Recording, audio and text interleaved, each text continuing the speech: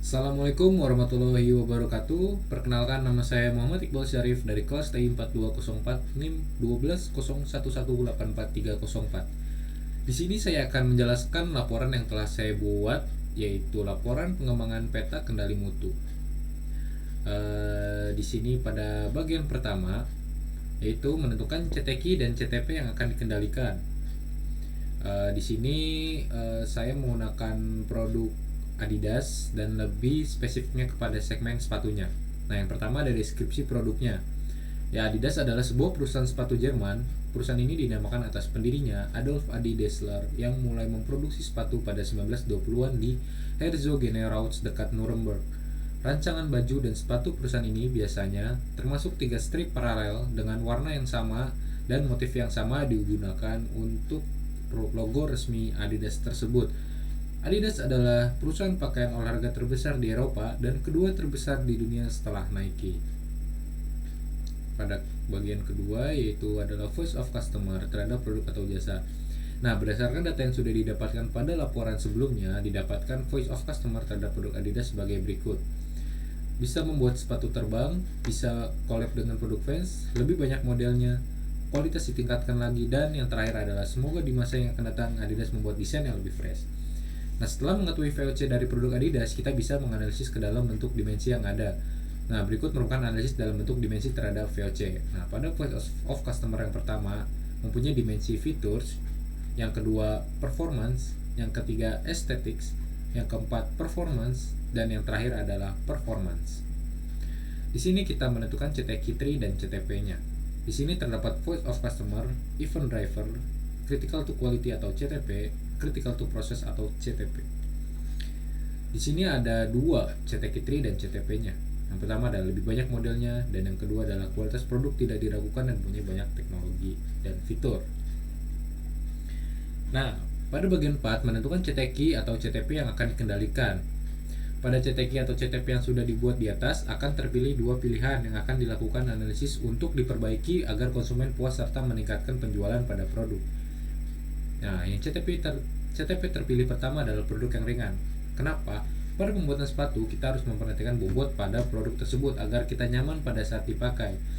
Nah, berat sepatu rata-rata yang ada di pasaran dan banyak peminatnya di antara 185 gram dan 170 gram.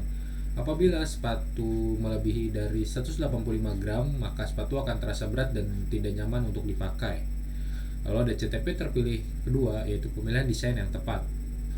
Kenapa? Pada pemilihan desain yang tepat terdapat beberapa titik pemeriksaan, yaitu warna dan bentuk. Jika warna pucat atau tidak sesuai dengan selera konsumen, maka akan diberi status ditolak atau defektif. Dan bentuk apabila dan pada bentuk apabila bentuk sepatu terkesan kaku dan tidak indah, maka akan diberi status ditolak atau defektif. Nah, lanjut ke bagian 2 yaitu menentukan mekanisme pemeriksaan pengendalian. Nah, pada tahap pertama kita melakukan pembuatan produk prototype untuk dilakukan percobaan apakah layak dipasarkan atau harus diperbaiki lagi. Setelah membuat produk prototype, kita melakukan quality control yang pertama untuk menentukan bobot produk serta desain apa yang akan dibuat pada saat dipasarkan nanti. Dan yang terakhir, kita melakukan quality control 2 yang berguna untuk mengetahui apakah adanya defect, defektif atau tidak. Apabila produk mengalami defect, maka produk tersebut tidak dapat dijual di pasaran. Pada tahap yang kedua yaitu mekanisme pemeriksaan atau pengambilan data. Nah, di sini saya menggunakan pilihan 1 dan pilihan 3, dan pilihan satunya adalah pemeriksaan CTQ atau CTP dengan jenis data continue atau pengukuran langsung. Di sini ada deskripsi mekanisme dan penjelasannya. Di sini adalah dimensi yang dikendalikan mempunyai mekanisme berat, satuan mempunyai mekanisme gram, alat pengukuran mempunyai mekanisme timbangan digital, ukuran sampel dalam tiap pemeriksaan mempunyai mekanisme tetap atau konstan, jumlah titik sampel dalam setiap sampel, atau jika ukuran sampel konstan mempunyai mekanisme 1, jadwal pengambilan sampel mekanismenya terjadwal. Nah, pada pilihan ketiga pemeriksaan CTQ atau CTP dengan jenis data menghitung jumlah defektif. Di sini ada ukuran sampel per pemeriksaan mempunyai mekanisme tetap, jumlah titik sampel per pemeriksaan, atau jika ukuran sampel tetap mempunyai mekanismenya adalah 2, Cara menentukan status defektif atau tidak, mekanismenya adalah dengan cara membandingkan produk yang sudah dijual di pasaran dengan produk yang belum layak dijual di pasaran. Pada tahap yang ketiga adalah aliran aktivitas pengambilan data mekanisme yang ditentukan. Yang CTQ terpilih satu yang pertama adalah membuat jadwal pengambilan sampel pemeriksaan tim petugas yang melakukan pemeriksaan dan penyiapan alat bantu pengambilan sampel. Di sini jadwal saat pengambilan sampel akan dilakukan dalam 5 hari kerja, yaitu Senin sampai Jumat. Nah, di situ adalah 5 hari kerja per minggunya.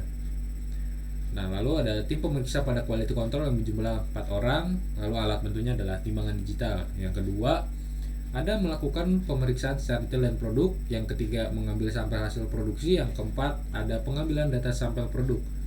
Nah, yang CTQ terpilih 2. Yang pertama adalah membuat jadwal pengambilan sampel pemeriksaan tim petugas yang melakukan pemeriksaan dan penyiapan alat bantu pengambilan sampel. Itu sama seperti yang di atas. Lalu kedua ada melakukan pemeriksaan secara detail pada produk. Yang ketiga mengambil sampel hasil produksi. Yang keempat pengambilan data sampel. Lanjut ke bagian 3, yaitu pengambilan data pemeriksaan. Pengambilan data pemeriksaan CTQ atau CTP terpilih 1, yaitu produk yang ringan. Berikut merupakan data-datanya. Berhubung tadi periode pemeriksaannya Senin sampai Jumat, maka di sini tulisnya Senin sampai Jumat. Pengambilan sampelnya itu ada 30. Lalu di sini ada pengukuran 1, 2 dan 3. Nah, berikut hasil angkanya dalam satuan gram.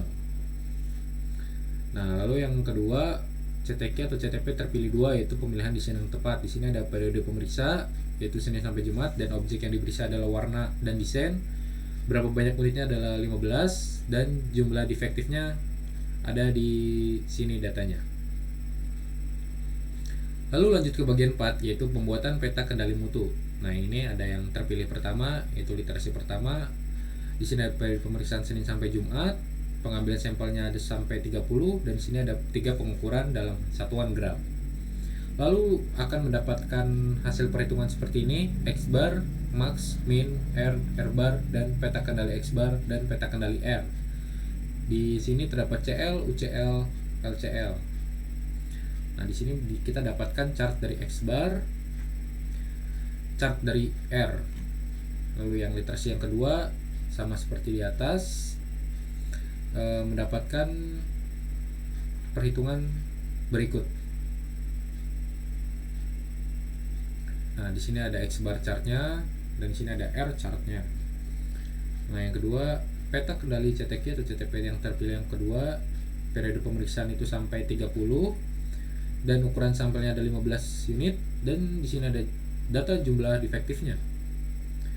Lalu kita mendapatkan perhitungan sebagai berikut: ada P bar atau sama dengan CL, UCL, dan LCL. Maka di sini kita akan mendapatkan chartnya.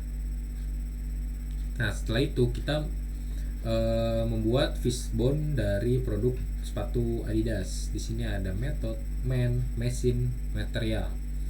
Nah, pada fishbone di atas terdapat 4 penyebab yang membuat peta kendali melebihi batas atas, yaitu man, mesin, method, dan material. Pada bagian metode adalah metode kurang baik dan metode yang kurang beragam. Pada bagian mesin adalah keterbatasan mesin dan kinerja mesin kurang baik. Pada bagian man adalah keterbatasan pekerja dan kurangnya skill pekerja. Dan yang terakhir adalah pada bagian material adalah material yang kurang baik dan material kurang safety. Sekian video presentasi saya. Maaf apabila ada salah-salah kata. Wassalamualaikum warahmatullahi wabarakatuh.